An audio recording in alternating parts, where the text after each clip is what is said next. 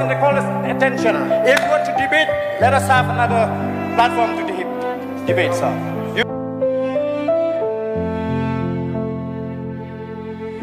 In the valleys where the clouds descend, a leader's journey seems without end. Bah Arden strives with vision clear, yet faces whispers he must bear.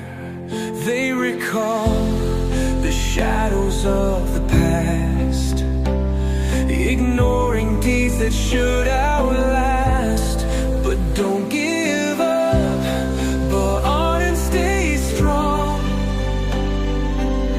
One day their hearts will know your song. For Megalaya's brighter days, he charts the course through thorny ways, misjudged by those who fail to see the good he's done for you and me.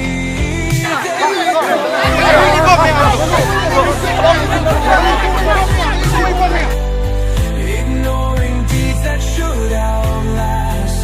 But don't give up, Bah Arden stay strong. One day their hearts will know.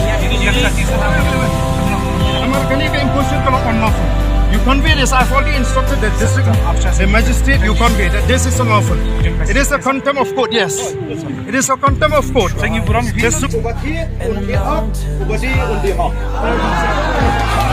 The torch against the sky. Belief unwavering, purpose true. His legacy will shine. The language. Oh, we will not allow this. Down. We condemn the governor. We condemn the governor for addressing us in the.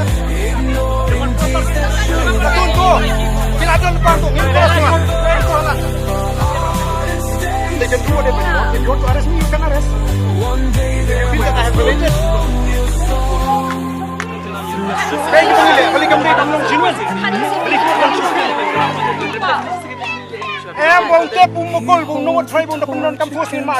We want to send him a very clear message to Mukul Sangma. Next time, take off your mask if you feel like you're doing what is right. Why do you mask? We're not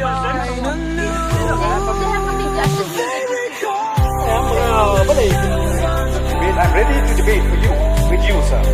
It doesn't mean that you'll take advantage of this small attention and express what you feel on. We have.